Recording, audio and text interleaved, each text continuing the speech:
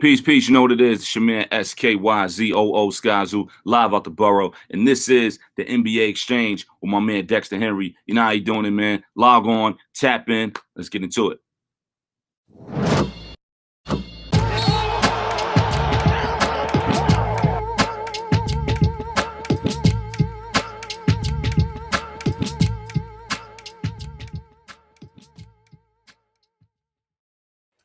What's good, everybody? It's your boy Dexter Henry here with the NBA Exchange. Excited about this one. Happy Friday to everybody out there. Hopefully you are having a good one. I am. I'm having a good Friday. Good energy this Friday.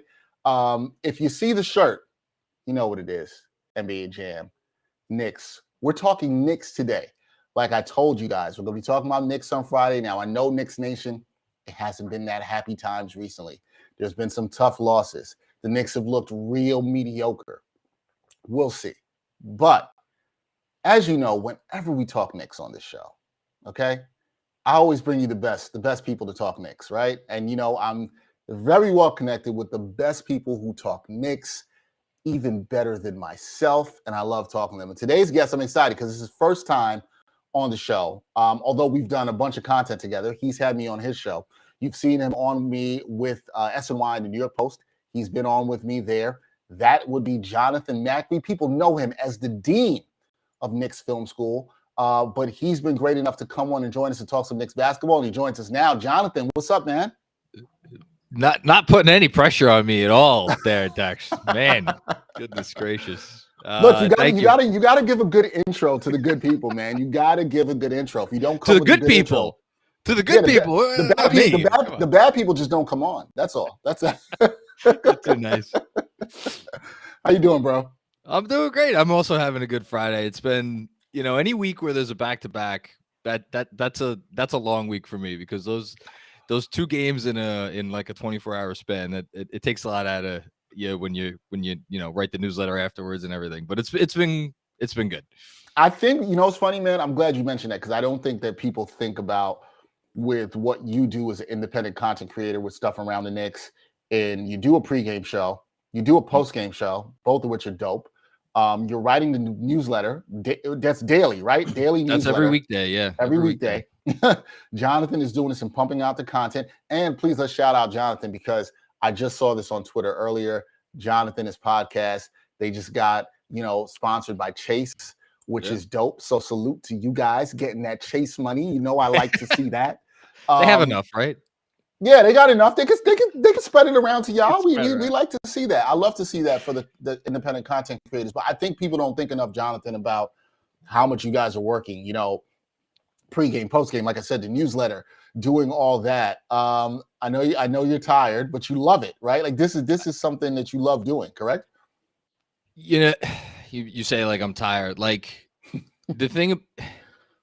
Nobody says your dream job's easy. I think actually, if it's easy, it's probably not your dream job. So the way that if you put me in a lab and you're like create exactly what you want to be doing with your life, it's this. I mean, I get to talk about the team that I grew up rooting for, and I obviously still love and am passionate about, and I get to write about them. And thanks for talking about the newsletter because like. The pods are fun, right? The pods are fun. The post games are fun, even after losses, even when you're dealing with people who want to fire this person and want to trade this person and everything. But for me, like some people are like natural writers. I've never considered myself that. So to me, like the newsletter to really boil down a game or a trade or just like the state of the team into a certain amount of words and have it be both interesting and entertaining. Like I love that challenge, which is why, like for me, with everything that we do, the newsletter is kind of, really special to me.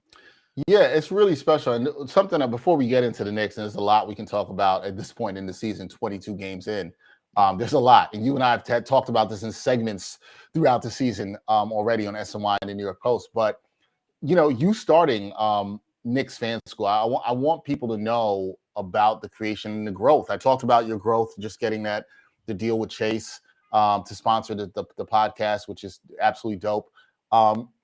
You talked about wanting to do your dream job. And, I think that, I've said this on your show. I think a lot of things are great when you can start from it is what you want to do and your passion. That's how I got my start. I attribute a lot to what I've done to starting and creating my own stuff. What was the inspiration for it for you, and where do you see this thing going? Because I see it going pretty far and how it connects with the Knicks fans. Where do you see this thing going? Well, first and foremost, I got to give credit where credit is due. Knicks Film School did not originate with me. It originated with my former partner and still to this day one of my very best friends, Jeffrey Ballone, who now he writes the Mets. He's with Mets Fix, and he writes the Metropolitan. It's a daily Mets newsletter, and they just put out an edition today. So shout out for any Mets fans looking for Mets content. But like, yeah, Knicks Film School originated with him just with a Twitter account. You know, like the old heads will remember the old Ron Baker videos and the old Frank Ntilikina videos where he would just break down clips in a way that, I mean, we're talking, 6 years ago now, I think 6-7 years ago, that nobody was really doing it at the time. Now it's become kind of commonplace, and there are like apps that make this easier. He was doing it before any of that stuff, and we hooked up. And I was like, he was like, I want to like branch out from just doing Twitter. I want to do a newsletter. And then I was like, oh, that's great. I want to do a podcast.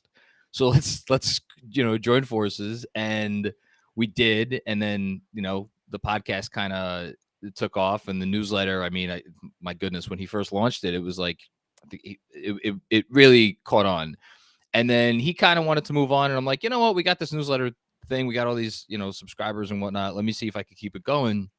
And I think that was about 3 years ago. And so it's just kind of, we've been adding pieces. Obviously, Andrew Claudio, who produces everything we do and who essentially runs Knicks Film School. I'm the one you see on the screen a lot, but it's Andrew Claudio behind the scenes, growing the team, finding new talent. Just had XJ on for his first pod yesterday. Sean with a W. Lots of great talent. Chris, Jeremy Cohen, obviously with his cap knowledge and doing the cap breakdowns and cap or no cap. Benji Ritholtz from you see him on Twitter with these film breakdowns. He's as good as anyone doing it. So we have this amazing team now. And it's really, really exciting. Where it goes from here, man, your guess is as good as mine. We're taking it day by day and just making sure that we put out the best content that we can put. Also, I have two other Justin and Mensa, two other recent additions to our team. I think I got everybody. So I think you got everybody in there. Yeah, and I think that part about content creation that you mentioned there, like I know people will listen to that and say, "Oh, Jonathan's just giving coach speak there. It's one day at a time." But really, that's how it is. You're really just thinking about one thing, the connections you make, the people you bring in. And I don't know about you, but for me, when you're creating your own content and you're helping other people and you're finding new talent and bringing people in and putting other people on, that stuff feels good, man. Like, not even in terms of self-recognition, but just seeing other people have opportunities through your platform is pretty dope. Because it can't, like, the notion that like we're me and Andrew sit down and we're like, okay, we need a social guy, or we need a presence and this app or whatever else. Like, that's not authentic and that's not genuine. And right. Like, look, I'm not always the most popular guy because I say what's on my mind and I say what I believe. And sometimes that's popular and sometimes it isn't. But like, I truly believe that the reason why Knicks Film School has the following it does is because everything we do, everything we put out is authentic. And like the people we've added to the team recently, it's just people who authentically love the Knicks and care about the Knicks and want to do what they do for the right reasons. Like because they want to they want to create good content, and wherever it takes them, it takes them. Like that's the key. And that's what I love about it, is because I feel really great about everybody on the team. And like, that's why I'm not really worried about tomorrow. I'll quote my mom. She's like, don't worry about like money or any of that stuff. Just like do what you love. Everything good will follow from that. And yeah.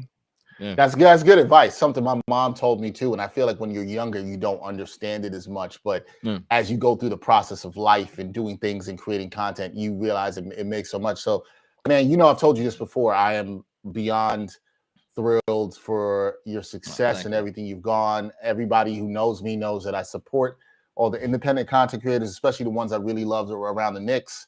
I always shout out yourself, Knicks Fan Thank TV, you. Knicks Wall. You guys are all doing great CP, stuff. the franchise, shout the out. one and only. I love what, man.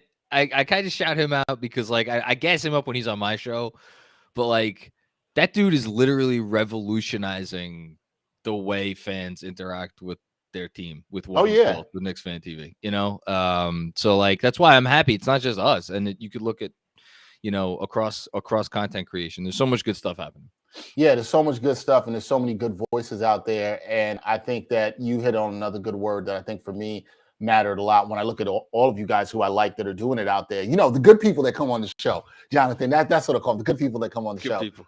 I like the word that you said. It's authentic, and I think that's what connected with me. As somebody who grew up as a Knicks fan, and we talked about that when I was on your show, and that's what connects with me. Is that it's authentic. So if I see it, I know it. It's real.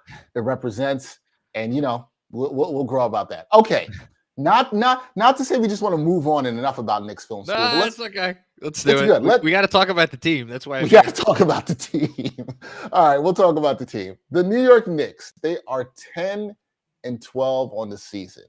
The last time you and I talked, I think we did something on Sunday with SNY and the New York Post, and I called them, you know, mediocre. I said, you know, right now they're in mediocrity, right? At 10-12, that's kind of how I see it. I don't know where my energy is with the team right now, Jonathan. Part of me is, I wouldn't call it frustration.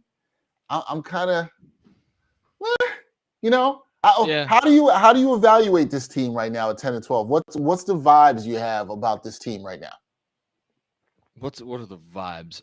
Yes, the vibes are they're fine, which is a different way of like expressing what you do. They're fine. They're not great. They're not bad. And maybe it's because I always, when I consider the Knicks and how they're doing and what the talking points are, I'm always comparing it to other Knicks teams, especially over the last 20-ish years. And like, we know what bad looks like here. And this isn't that, right? I mean, for complaints about this, that, the other thing. Like, so, you know, and like, there are good things happening. Jalen Brunson has been incredible.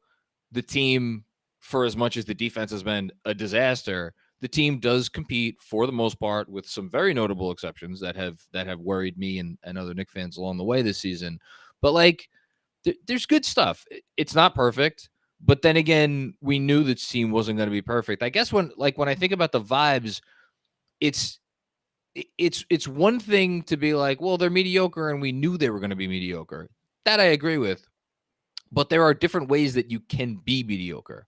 Like, and I think that the one point of, use my favorite word, consternation for me, and I think a lot of people, is that like, there are some parts of this team and the way they go about things and the way they're maybe using certain players or certain players that are still here and maybe shouldn't be.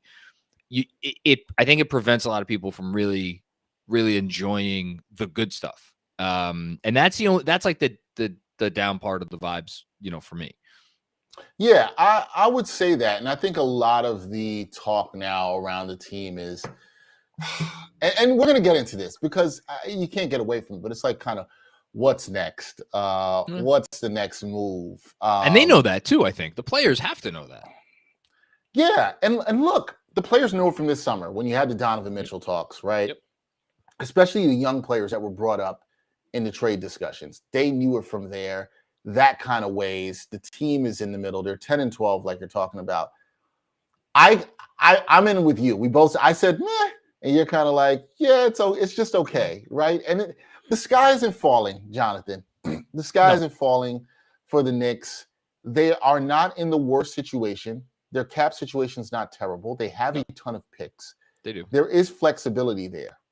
We'll get to the roster and what we think about that in a bit later. But I do not think that the sky is falling and this is the end of the world.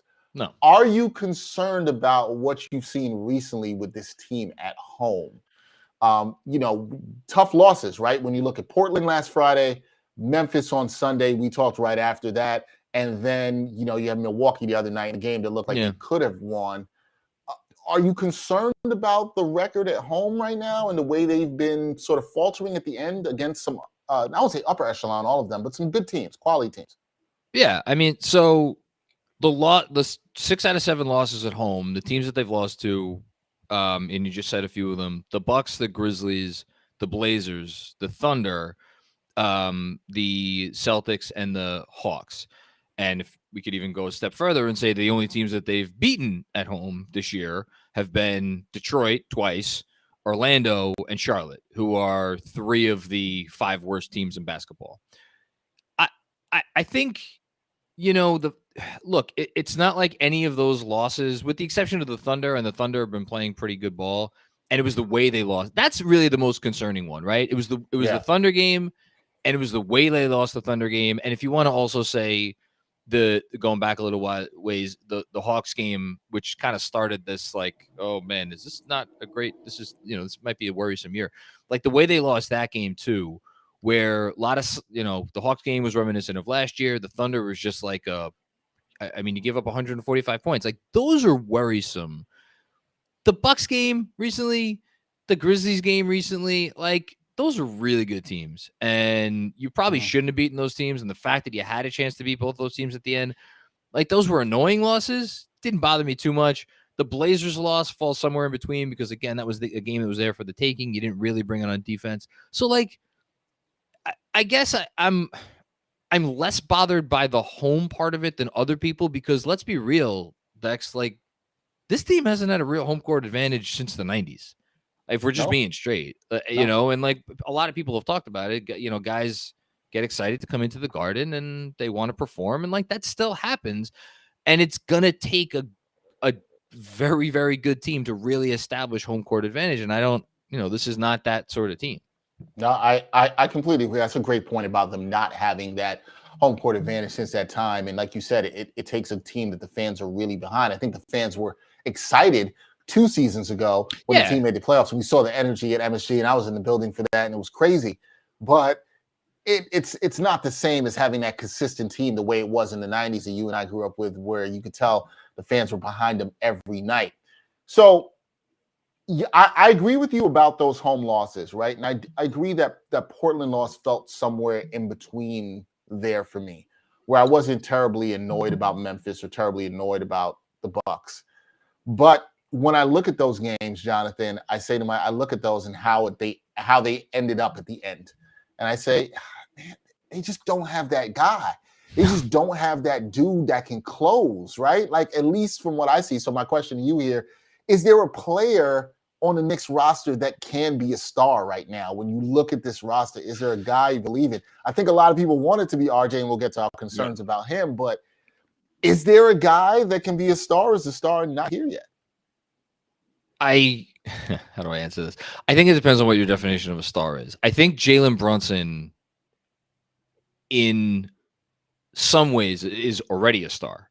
And I think he's going to, as long as the Knicks are around 500, I think he's going to be in the All-Star conversation. And I think he has, I don't know what I'd give him, maybe assuming the numbers stay what they are and he keeps performing like he's performing, it probably has a 50-50 shot of making it.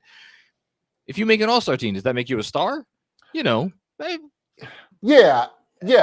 And yes, and I think we'll get to his All-Star candidacy too. I think, yes, it makes you a star. I guess I should clarify that question.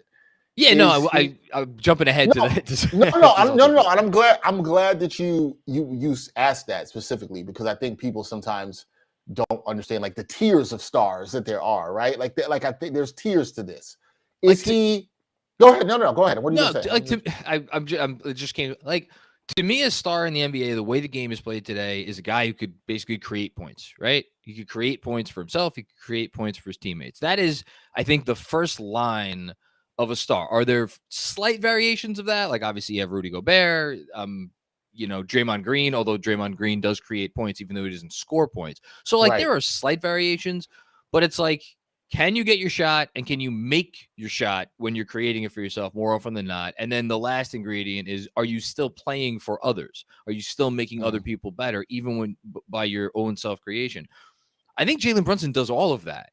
And then when you add in the fact that he seems to be something of a natural born leader, I think when you put all that together, like, I think he's a star, but at the same time, no one is ever going to look at Jalen Brunson and be like, oh, if he's the best guy on your team, you're going to compete for something. But But again, I'll throw it back to you. Like, how many of those guys are there really in the NBA at any given time? You know, Probably at any given time. No, I'm glad you threw that back to me too, because I would say probably at any given time you're really talking about, and that's why I call people, those guys are superstars, right? Those guys to me are superstars.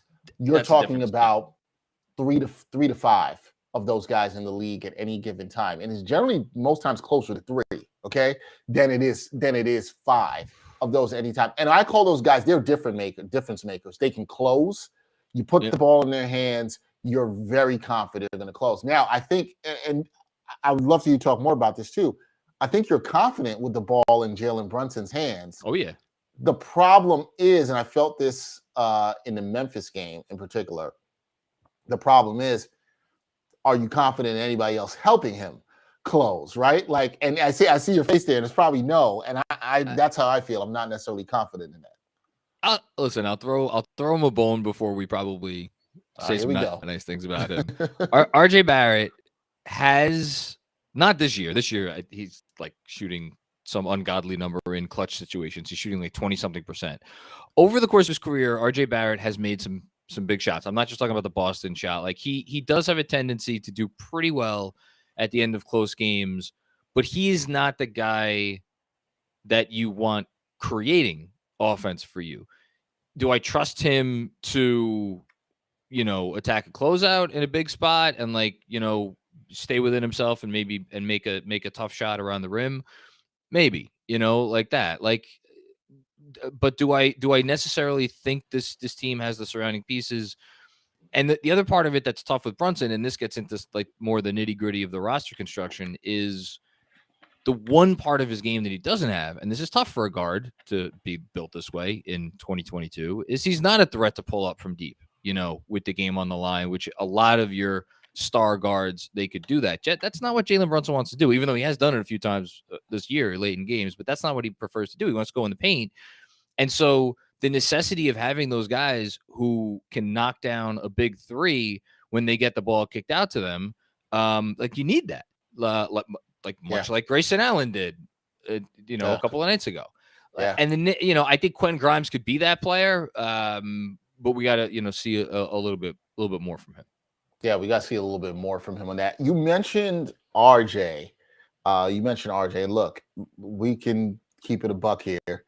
He is not the shooting has not been great this season. He has not taken that leap that we've seen. I had a friend say to me, she thought that he's maybe too much in his head right now.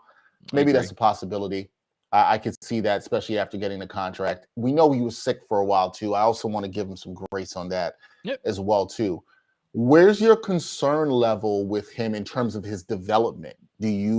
Are you still confident in wherever it was that you saw him going towards or plateauing at? Do you have a concern level about his development right now? Well, that's the thing, is like, and I've said, I don't know how many times I said this year, but like, I think I'm actually less concerned than other people, because my plateau for him was different than a lot of other people's. And I have struggled to see a path for him to be the sort of, to use your word, star player that other people have.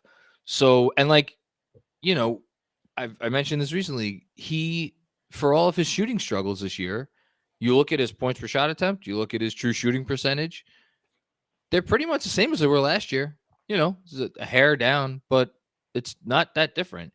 To me, the bigger concern is his approach and his defense. And the defense is one and the same in his approach, because to me, if I didn't know any better, I would say that he is defending like some stars in the league defend. Now, obviously, there are exceptions. Jason Tatum is one of the best defensive players. I mean, he's making a case for all defense the way he's defending. He's taking on the best assignment every night. That is a rarity. Most of the time, a star player is not going to exert all of their effort on the defensive side of the court. And I don't know if it's an effort thing. I don't know if it's a he's too heavy thing. I don't know what it is, but that dude's not moving well at all on the defensive end, and it's killing them. And the advanced numbers bear that out. And then on the other end, he's said it. This isn't me putting anything on him. He said it. He's like, no, I'm gonna shoot my way out of it. I'm fine. I'll be okay. Like, I don't like that approach. I wish he would embrace more of a role as, like, I don't want to say role player because that's a dirty word, but Mm.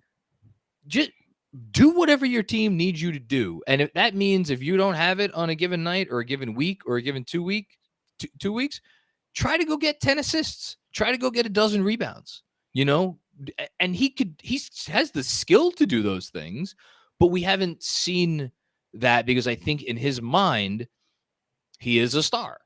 And that to me, if you're talking about my concern level for RJ, that's my biggest concern more than any of the, the shooting mechanics or like, I wish I was more confident in his mentality moving forward. But, the interesting thing with him, right, is that everybody around the team, yeah, I'm sure you've heard this too. Everybody says that he works hard. He puts into work into the gym. But I think the point that you're making that's really good is like, but what are you working hard on, right? If a lot of it is focused on the scoring, and there was so much talk last year about RJ Barrett becoming a 20-point per game scorer, and he did his play down the stretch. That's the kind of stuff I wonder with the contract that then gets into your head, right? Which is that you have to be a scorer instead of becoming the best well-rounded player that you could be, which is kind of the point I think that you're making here. And I agree with you on, can there be a focus on, being the best well-rounded player that you could be? But we'll see. I don't know who's to blame for that. How much of that is on him? How much is that on the Knicks development staff? It remains to be seen. I also he was in the trade, he was in the trade. Yeah. Donovan Mitchell can't stop talking about it, We can't stop. Yeah, no, but so how do you go? How do you grapple with? How do you reconcile going from ostensibly the face of the franchise one day to being almost shipped out of town the next day? And how do you come back from that precipice? I feel like there's not a ton of times where that's happened. I mean, he did get paid. So we should note that he got paid. I don't know. I wonder where he is mentally. Like you, I don't have a great answer. But I encouraging last 5 games. Let's end on a high note with RJ. There we go. Some positivity. His numbers over the last 5 games have been pretty good. And something I spotlighted in my newsletter today, actually, the defensive numbers when he's on the floor with Mitch, who he has a great connection with. Those guys, obviously, they're 4th year together, have been better. I'm not saying like Mitch makes him a drastically better defender, but maybe it's the connection those guys have. They know how to operate on the floor with each other at the same time. So I'm encouraged by that too, as well. Yeah, and I will note that I think you bring up a good point in the fact of him being in the trade and supposedly almost gone to coming back, and then you get the extension. And yes, I'm sure money helps, but you at some point in the subconscious, you might be like, yo, but y'all didn't want me. And you wonder how much that could play. That's something I think that probably doesn't get talked about enough. So I think it's a good point. But last 5 games, pretty good. There we go. I was going to ask you to answer this question. Jalen Brunson, an all-star. We know that you think that he is right now. You said there's a 50-50 shot that he can make it. We talked about this the last time we connected and spoke. You've been very impressed with what he's done this year. And you said when you came on with me on SNY, you think he's the Knicks' best player right now, easily. Oh, my God. And it's not even close. And I agree with you on that. Do you think he's an all-star right now? Do you think there's more work to be done for him to be an all-star? Does it matter what the Knicks' record is? What do you think about his all-star candidacy? I think it matters what the record is for sure. I don't think he's going to make an all-star team if they're 5 or 6 games under 500, if they're 1 or 2 below 500, and he maintains his numbers now. That's why I was so upset for him over with the Portland game and with the Memphis game. I think it's the first time I've ever really felt this way as a Knicks fan in 39 years, or 31, 32 years being a Knicks fan. I felt more bad for the player than like my own feeling about the team's loss. I so badly wanted one of those game winners to go down for him so he could have a signature moment to try to build on that all-star case with. Didn't happen. It's fine. It happens. And then he missed a free throw in Milwaukee, or against Milwaukee too. Wasn't ideal. Overall, though, he's been incredible in clutch situations. I've said several times, I think if we're sitting here talking about probably a 4-win team, if Jalen Brunson wasn't on it, they have 10 wins. So that's more than double if my supposition is correct. That sounds like an all-star to me, a guy who doubles his team's win total just by being on the team. He'd be on my team right now. I wonder about, as we get closer, does like Trae Young start shooting it better? Do where are the Bulls? Like DeRozan's putting up all-star numbers. Is he going to make the team? Halliburton on Indiana. The dude's killing all the advanced metrics. He's leading the league in assists. The Pacers are good. Like, these are the guys he's going to be competing against, and I think it's going to be tough. It's going to be a tough one, but his name is definitely should be in the conversation for sure. Now, you can't talk about the Knicks this year. We talked about RJ, but the outside shooting. I mean, it's been tough to watch. The other night, 6 3-pointers made against Milwaukee. It seems like every night, Jonathan, every team is beating the Knicks in the 3-point battle. Yep. Listen, I don't have all the answers on how to fix the outside shooting woes. You can shoot more shots. You can keep the RJ mentality. But are you concerned that this team can't win games on a consistent basis or get back over the 500 mark if they cannot hit shots from the outside? Well, no, I'm not concerned about that, because as we wake up today, I think they're still either in a virtual tie with the Nets for 10th, or they're 10th in offense. Yes. Yeah, 10th in offense. So if you're 10th in offense is not the reason you can't win games. Like, Right. That is just a fact. Every NBA team, I don't care who you are, I don't care what your personnel is, has the ability to at least be a top 20 defense. Whether, you could scheme it. It's effort, obviously, is a big part of it. So, like, if you're a top 10 if you're a 10th ranked offense and if you're a 20th ranked defense, which that should not be what they should shoot for. They should shoot for higher than that. But like, at a bare minimum, 20th. Put the two things together. You're a middle of the road team. You should make at least the playoff or the play in. So like, but the thing where I think it's tough for them optically, and maybe like, I don't know if it wears on them in games when teams are just knocking down threes and they're just not able to knock them down. I do think it probably does take a mental toll on you, and maybe that in some weird, strange way factors into why their defense has been so porous, because it's like these teams are making threes and it just, after a while you shrug your shoulders and you're like, well, we can't kind of keep up with this level of scoring. I don't know. The one thing I will say, and I hope this comes to fruition, is if you look up and down their roster and you look at the 3-point percentages of guys who you figured would make a lot of threes on this team, nobody is making threes. Everybody is shooting below their career percentages. There's some people who are like more egregious than violators than others, but like, RJ Barrett is a 29%, quickly 31%.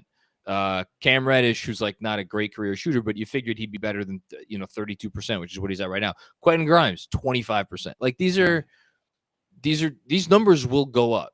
I have to think that they will go up. So I'm not worried about that.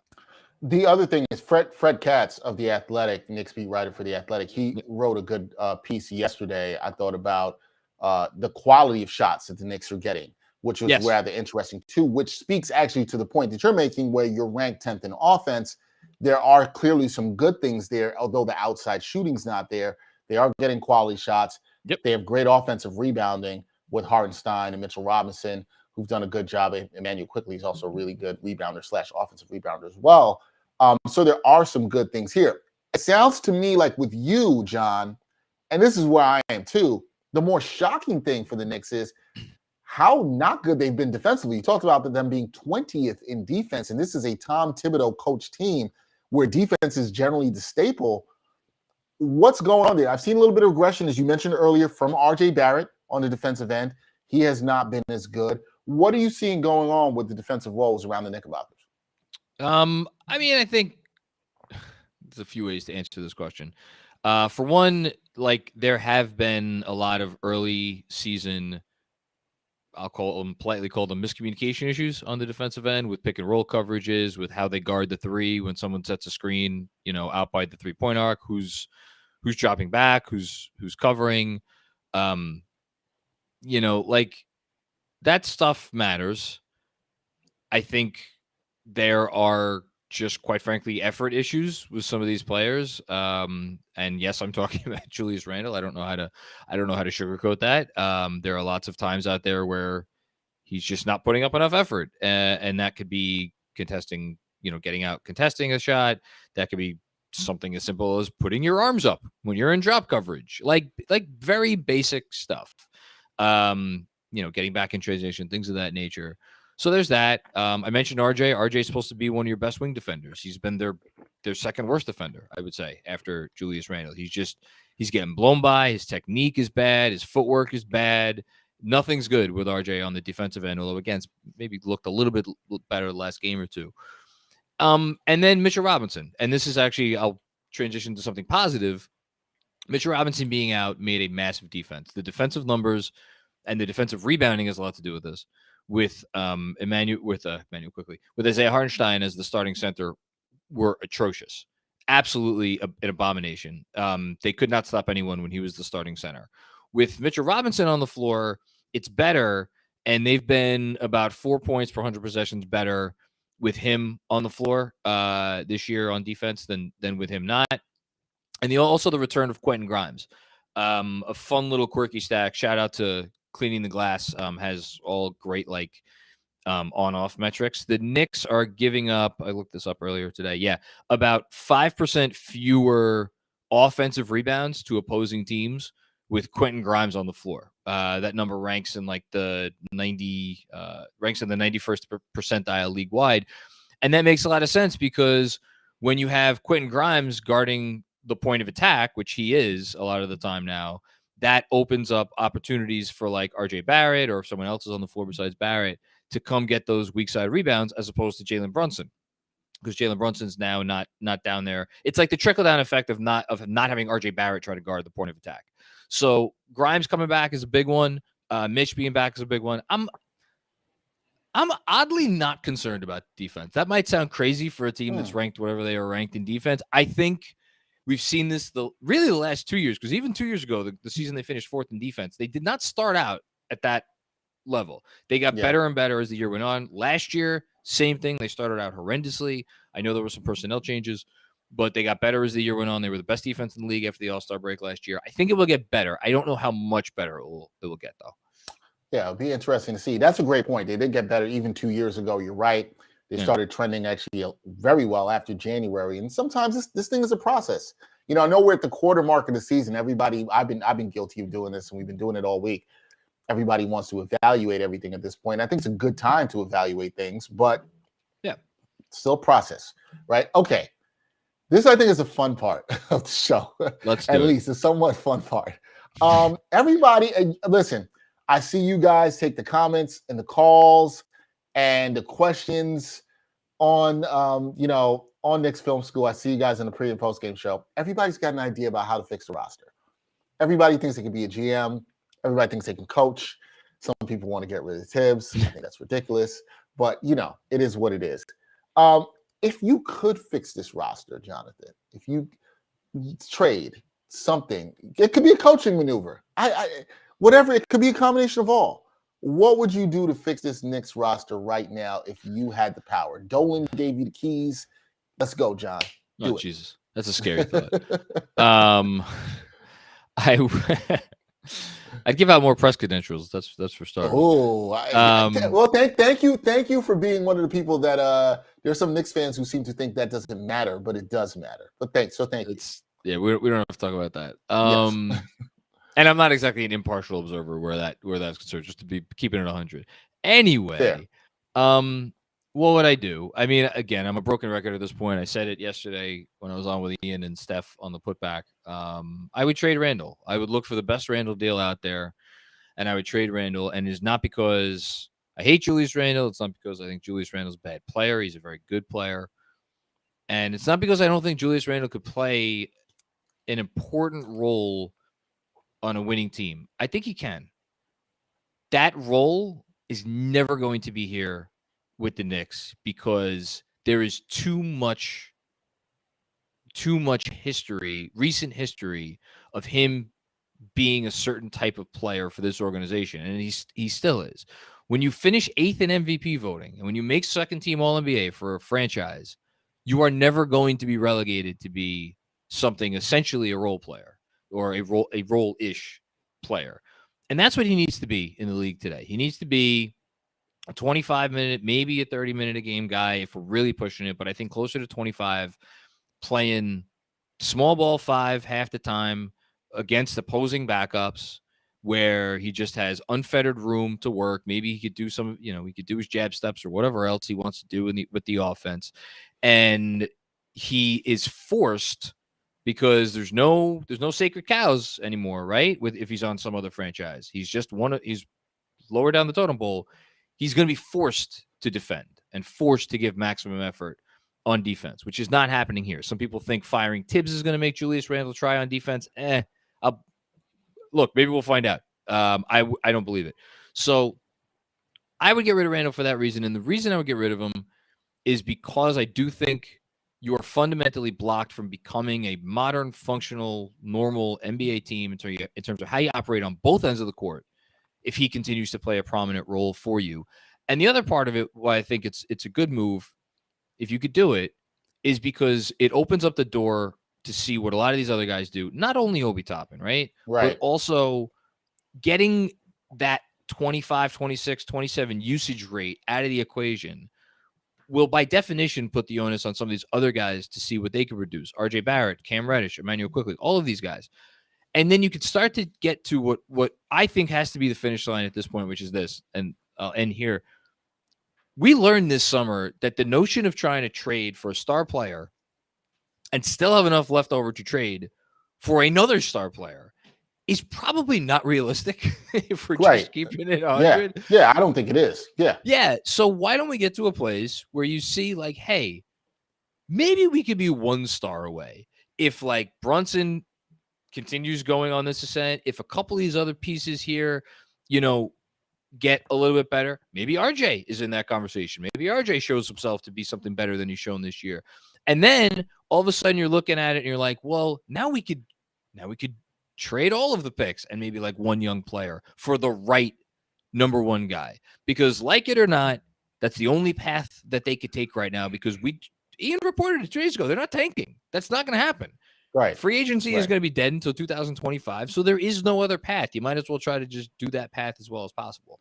I agree with you on that path. And I know the people in the OB Hive are going to be happy that you've been saying it all season.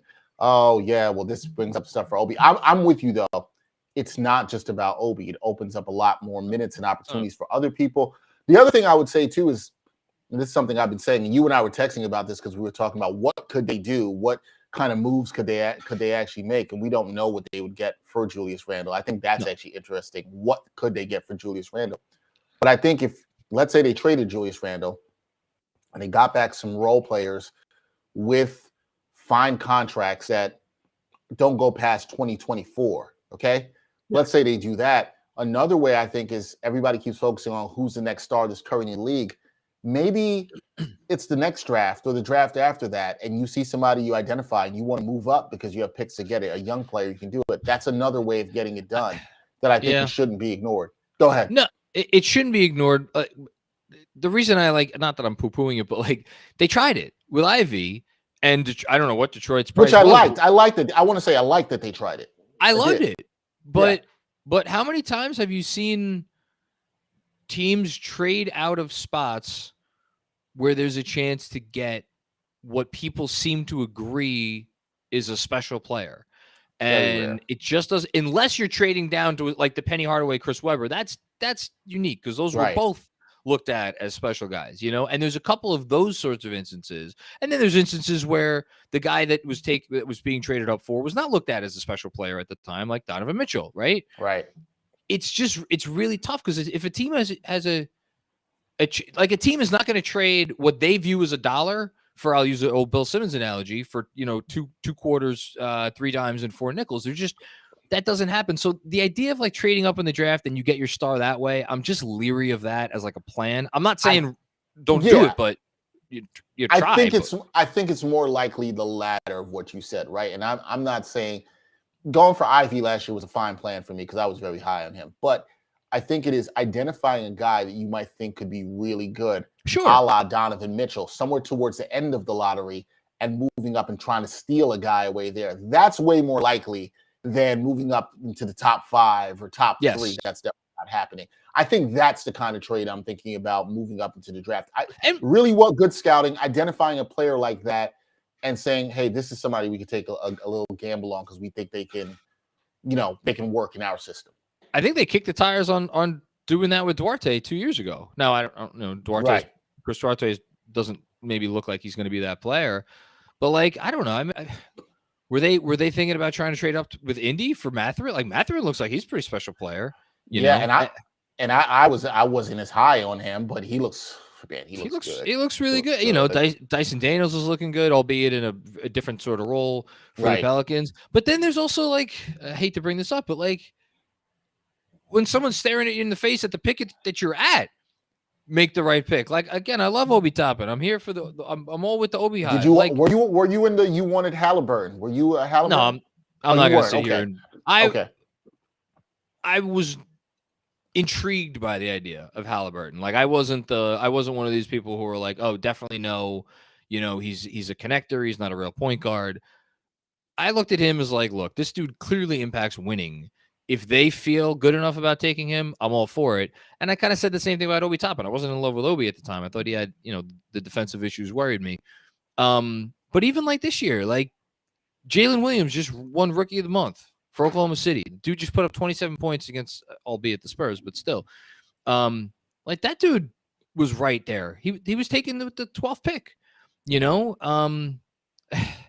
These guys are out there. Like I love Quickly. They passed on Des Bane. Des Bane was on track to make an All-Star team this year. A lot of people passed on him, but yes. They did. And I want to be very clear. It's a lot easier to complain about the 8th pick than it is to complain about the 25th pick. Because when you get down to the 20s, it's like you just want to get an NBA player. So I'm not going to kill them for that, but like you don't always need to trade up. That's the point I'm trying to make. No, I think that's a great point before we move on. It's like that really comes down to scouting and really identifying players that work and really knowing the talent. And it sounds to me like you're saying something that I've said a long time about the Knicks. It's like, look, at this point, man, just get the job done. Identify that player, find the value, get it done. Like, get the job done. Other teams have seemed to have been able to do this. The Knicks just seem never to be able to find that diamond in the rough star. Yeah. And sorry, one last thing on this, because a lot of people have said it, and I feel like I just want to get it out there. This is the biggest arguably the biggest argument against the, re-signing Rose, signing Fournier. If you want to go signing Kemba, you could throw that in there, re-signing Burks, like all of the veterans that they have brought in, even if you want to go Hartenstein, right? Because they have Jericho Sims. That's the biggest argument against that, because where you're at as an organization, like, yes, we all get it. You want to make yourself look good and you want to make yourself look more appealing to a star and you want to try to win as many games as possible to make that appeal evident. There are different ways to make yourself appealing. So what? You win 6 or 7 or 8 fewer games, but it's very clear that you have an exciting young core, which is why, like, bring more. I know they have a decent a nice young core. You could bring in even more guys to that. Like, they may have 3 picks in this upcoming draft. Do we have any faith that they're going to sit there and make those picks and actually want to roster and like include those guys in the rotation? No, I have no faith. So I think that's a criticism also of what their approach generally. I think that's a fair criticism too. And I think that goes back to what you brought up in terms of your fixing the Knicks roster dream trade scenario, which is to move off of Julius Randle. The only way you can actually identify what you have in the young players that are already on the roster is to let those players play and see that, because you got to think about paying Emmanuel Quickly. You got to think about paying Obi Toppin and Cam Reddish, which we haven't added. And what do you want to do with that flexibility? Do you want to bring in more youth and have more flexibility? Do you want to trade off some of those pieces? We can't know any of the answers to those questions until you start seeing them play. And that's the problem. So we'll see. 2 more before I get you out of here, because we've gone over time that I thought I would have you here. But this weekend, the Knicks, they got some tough games, man. They got the Mavs matinee on Saturday, and then the Cavs Sunday evening, I believe that is. Yes, Sunday at 6. Yep. Okay. It hasn't been good at home. We talked about that at the start of the show. Do you look at this as a big weekend for the Knicks with the slide they've been on at home? Do they need to get at least a split here? What are you looking to see them do with these home games against good comp coming into the Garden this weekend? I'm gonna throw in one more game because the next game after these two is against the Hawks, and that ends a stretch of 6 out of 7 games at home. They have lost. They've lost the first 3 of those games. I do think that there is a downside scenario where, and again, I'll lean on your colleague Ian Begley, who had this report recently about like there are some folks there are some higher ups that are irked perhaps by what is going on or what is not going on with this team. If they ever lost all 3 of these games and like it was anything other than like 3 really close losses, and even then, I'd be very curious to see what might transpire. That said, I do not think they will lose all 3 of these games. I feel pretty good about the Mavs game. The Mavs are not in a good place right now. Luka's Luka, and like who the hell knows when you get an ex-Knick coming into MSG. Like watch Tim Hardaway go off for 30 points. Like you could just see that. Kemba, right? Kemba's coming back. I hope not. I think they'll win one of these next 2, and then depending on how they look at the next 2, we'll see against the Hawks. Well, it'll be interesting to see if somehow they lost those 3 games and the people in the Knicks who are not happy. I don't know what will happen there, but maybe the Knicks will have another team dinner and they'll right the ship, or things might get better there. I don't keep know. Having those dinners. Yeah, keep having those dinners. You need to have them every night. Last thing. I used the word mediocrity, and it was funny. Our people on our social media team at the Post, they tweeted out the video we did the other day. I think it came out Monday. And somebody commented on there and was saying, "Oh, you can't use mediocrity. Like it's not the correct word to use here." And I'm like, "What do you call it? 10 and 12 team? Like, what are you supposed to call a 10 and 12 team?" I'm sorry, I didn't realize that. Seemed to me like maybe a fan who appreciates you watching the video and everything, but might be a little bit too sensitive there. Are the Knicks better than a mediocre team? Like you and I talked about this when I came on the show. I think you guys asked me for the wins, and I can't remember everybody's prediction. And I said I could see them a little bit better at 44 wins. I'm not as confident in that now as I was then. Are they better than a mediocre team, John? Is it give the Knicks fans some hope if you choose to? Are they better than that? I'm gonna anger that sensitive fan. I think they're a little bit worse. I think they're a little bit worse than mediocre. I think if you are like I'm a big, as anybody who's been following me for a while knows, I'm a big net ratings guy. I think net ratings more than team record tell you how good your team is. And right now, if you go by Cleaning the Glass, which I like the way they do their net ratings a little bit better because it filters out garbage time, the Knicks are the 22nd ranked net rating in the league. They're at minus 1.4. They're a tick above 3 teams that are kind of in the same area as them: Portland, Oklahoma City, and the Lakers. And I think having played Oklahoma City twice and having played Portland, you could say like we're right around where those teams are. They're right below the Clippers, they're right below Chicago, they're right below Miami, they're right below Indiana. Like there's a group of teams outside of your top like 15, like a next 7 or 8. I think the Knicks are in that group. So to me, mediocre means you're like somewhere like 13th to 18th. I think they're a little bit below that. And then if you just, like they have 10 wins, right? 3 of those have come against Detroit. 1 of those has come against Charlotte. 1 of those has come against Orlando. And if we're, 1 of those is coming against Oklahoma City. 1 is coming against Philadelphia without Philadelphia's any of their best players. Like, that's who they've been able to actually win against, and those, I just named a bunch of teams in the bottom there. So like, I don't know, maybe they're mediocre. Maybe they're even a little bit better than mediocre. I can't sit here right now and say that based on what we've seen. Yeah. I mean, that's not hopeful for the Knicks fans, but we, as people who love the Knicks, we only can hope that it gets better, John. We can, unless you want to tank. Hope.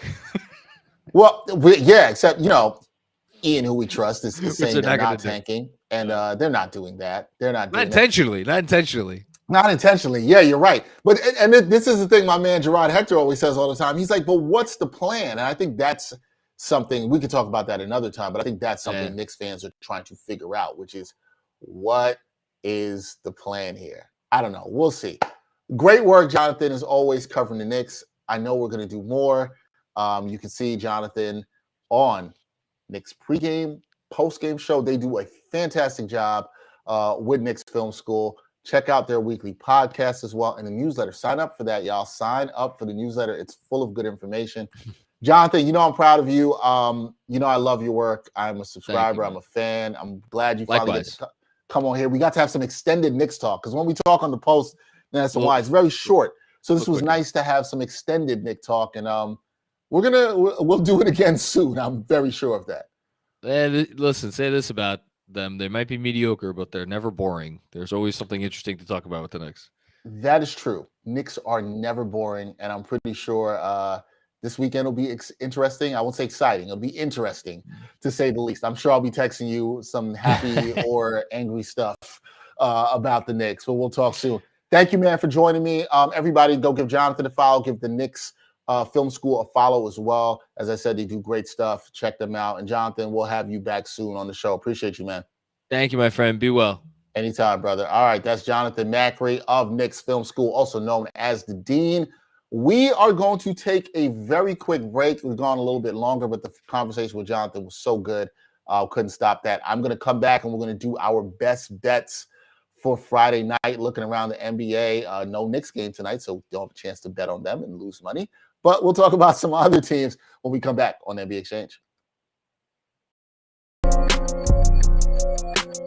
Are you looking for a better way to play player props or daily fantasy sports? Well, look no further than Prize Picks. Prize Picks is the leading over-under daily fantasy game. Why? Because it's so easy to use and win. You can make your picks in under 30 seconds and win up to 10 times your money in one day. Right now, we have a special offer for our viewers and listeners of the NBA Exchange. All you got to do is sign up now and use the promo code NBAEX. Prize Picks will match your first deposit up to $100. Yep, that's right. They'll match your first deposit up to $100. So, join the over 150,000 others who found a better way to play and download the Prize Picks app today.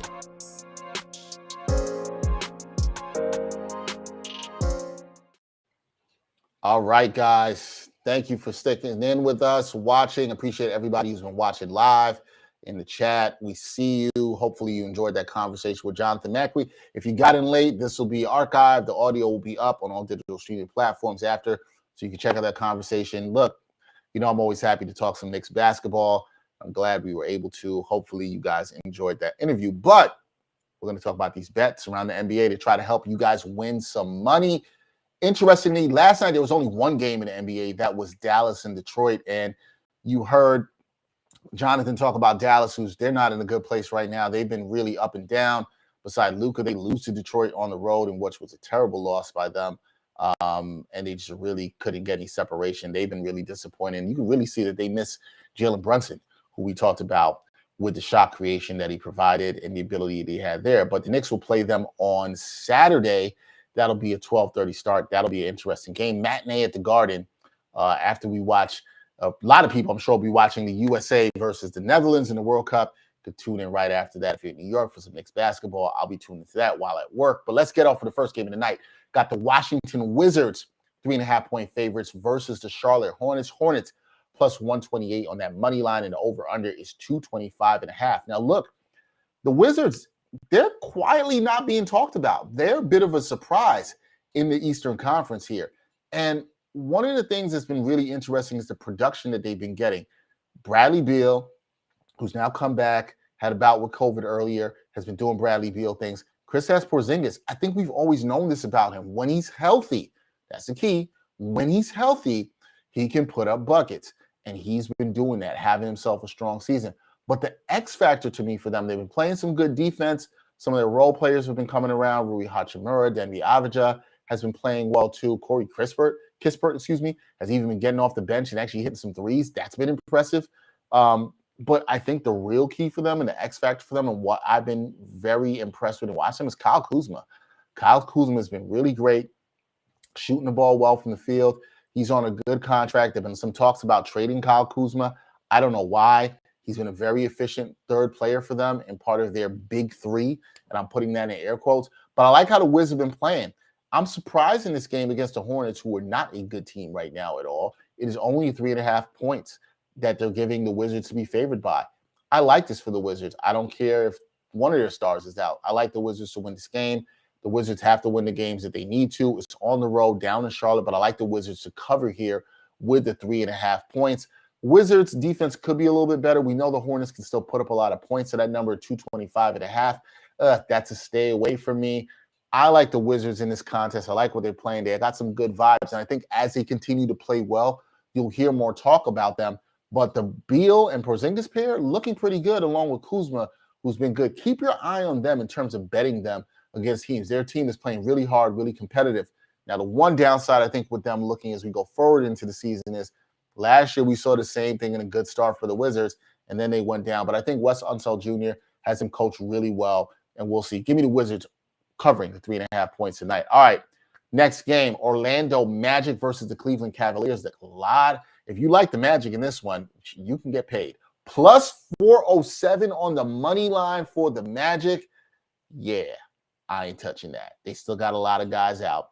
The Cavaliers here, who they are playing, are 10.5 point favorites. Over under for this is 217. Now, if you know me, these spreads wouldn't get high. I do like taking a top 5 team against a bottom 5 team. Not really sure the Cavs qualify as top 5 teams.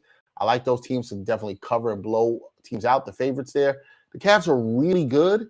They've been working through some issues. I do think they're really good. Are they 11 points or more better than the Magic right now? I'm not 100% sure. So when I see situations like this, where I definitely still think one team is superior, which I do think the Cavs are, I like to bet them in the first half. I think the Cavs get out to a good start. They're at home. I think they'll be able to cover. You'll probably see that number for the first half line around 5.5 or 6.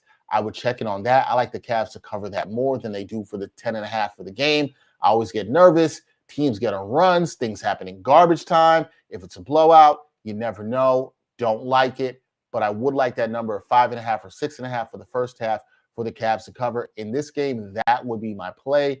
That over-under of 217, I would generally trend towards the under, but this also is a stay away from me. Just too many variability. I think the Cavs do win this game, and I think they win it comfortably. It's just how comfortably. But my best bet will be look at that first half line for the Cavs to cover. I think if you get anything 6.5, 5.5 points, that's good vibes. That's a good bet there. Then my last game of the night for Friday night, New Orleans Pelicans versus the San Antonio Spurs. Now, the Pelicans, they are 7-point favorites in this one. The Spurs plus 232. If you like them, over under is 232. And I like the under in this one. I'm going to tell you why. One, the Pels defense, they've been really good. Top 10 defense right now. And that's something that's really impressed me. Certain things in the offense has to come along, but I think that has a lot to do with players being in and out. Zion Williamson is starting to get into his form, I think, a lot better than we have seen. And that's something that's going to take time. You heard Gerard Hector talk about this the other day. They're a team of very high variance. And I think the Pelicans are starting to put some good things together. But what I really like is what they're able to do on the defensive end. And I think they're starting to learn, too, almost in a way we're talking about the Wizards. And you could also put the Cavs in this, too, the teams we're talking about. Teams that at this point in the season trying to figure out, look, we have to start winning the games against the teams that we're supposed to be winning about. I know the Spurs had some good feel-good wins at the beginning of the season, but now they started to come back down to one of the worst teams in the league. This is a game the Pelicans got to win. I like this line at 7 for them. I think they're able to take care of business on the road down in San Antonio. And particularly, I like them because of the defense they're playing. So give me the Spurs to cover here on the road in San Antonio, 7 points. I like it. If you see anything even lower, if it gets down to 6, 6.5, definitely a line to watch before game time. I say bang that. But I like the Pelicans. So give me the Wizards to cover 3.5 points. The Cavaliers, I'm betting that for the first half for them to cover the spread. First half spread there. Don't like the 10.5 points. A little bit too much for me there. Pelicans Spurs, love that under of 232. Also like the Pelicans to cover with those 7 points as well. So should be an interesting night of betting. A lot of games are in action tonight. Should be a fun one. Also should be a fun one this weekend, looking at basketball throughout the weekend. I know a lot of the attention will be on soccer this weekend, and rightfully so. Going to be watching that, but I'm definitely intrigued to see what some teams do this weekend, including the Knicks. How do they bounce back? Because we talked about with Jonathan, can they start winning some of these games at home? They've had a nice stretch, 6 out of 7 at home, but some very tough opponents. They could use a quality win. I think this is a team that's hungry for one. And with Dallas coming in, I think this might be a good opponent for them on Saturday, but we'll see how they do. Next week, we'll talk about some more stuff. We'll have Gerard Hector back with us on Wednesday for some NBA with nuance. Hopefully, we'll have somebody to talk about the Wizards. Talked about them here. I want to talk about the Wizards more and some other teams we might have been focusing on early in the season. Their team, I definitely would like to dive into. There's some other surprise teams. Indiana. We talked about Ben Mathurin with Jonathan Macri. We mentioned them. They're interesting. We want to get somebody to talk about Indiana. And then also Dallas. Dallas, too. I got to reach out to my girl, Lauren Gunn, see if we can get her on to talk about some Mavericks hoops. There's a lot of teams we have yet to touch this season on the NBA Exchange, and we will as we trend towards Christmas. We'll have some great stuff to talk about. But that is a wrap for this edition of the NBA Exchange. Fantastic episode today. Special thanks to my guest, Jonathan Macri, doing his thing. Appreciate him coming on. Another great guest to talk about the Knicks. You know we always have great guests talking about the Knicks, so you can't beat that. Special thanks to him for coming on. Thanks to everybody for watching, following. Hit that subscribe button. Hit the like button. If you did, share this episode with your friends. We appreciate the support as always. We'll have more great guests coming throughout the season. I'm Dexter Henry. And until next time on the NBA Exchange, peace, y'all.